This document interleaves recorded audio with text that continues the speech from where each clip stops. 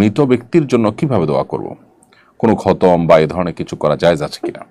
খুবই প্রাসঙ্গিক একটি প্রশ্ন করেছেন আমাদের এক বোন।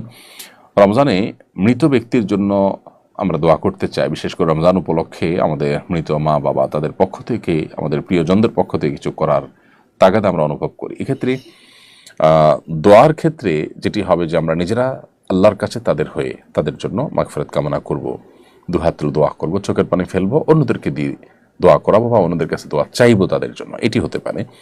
দ্বিতীয়ত, তাদের তরফ থেকে আমরা দান সাদাকা করব। মৃত ব্যক্তির জন্য যে সমস্ত বিষয়গুলো করা যায়, তাদের পক্ষ থেকে উমরা করা যায়, হজ করা যায়, দান সাদাকা করা যায়, কোনো ব্যক্তিকে আপনার খাদ্য দেওয়া যায়, আল্লাহর কাছে দোয়া করা যায়। অনেকগুলো আমাদের মতে আপনি কোরআন কারীমের তেলাওয়াত পড়ে যদি বলেন যে আল্লাহ এর সবটা আমি তাকে দিতে চাই, সেটা অনেকের মতে দেওয়া যায়। এই যে ব্যাপারগুলো যেগুলো মৃত ব্যক্তির তরফ থেকে করা যায় সেগুলো আপনি করবেন।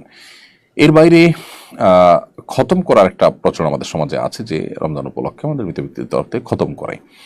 আসলে লোকজন ভাড়া এনে টাকা পয়সা দিয়ে খতম করালে সওয়াব তো হবেই না, বরং গুনাহ হবে। কারণ খতম কোরআন কারীম তেলাওয়াত পড়ে শেষ করা বা তেলাওয়াত করা এটা একটা ইবাদত, এটার বিনিময় দেওয়া এবং নেওয়া জায়েজ নাই, বিধায় এটা চলবে না।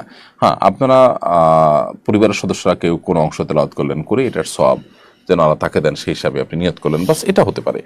এবং আপনারা নিজেরা ভাগযোগ করে নিলেন, পুরো 30 পারা কোরআন নিজেরা ভাই বোন বা আত্মীয় স্বজনরা ভাগ করে নিলেন এবং সবাই যে যেটুকু পড়লেন এটার সব যেন আল্লাহ তাআলা তাকে পৌঁছে দেন সেজন্য দোয়া করে, এটা হতে পারে অনেক ইমামদের মধ্যে সেটির সুযোগ রয়েছে।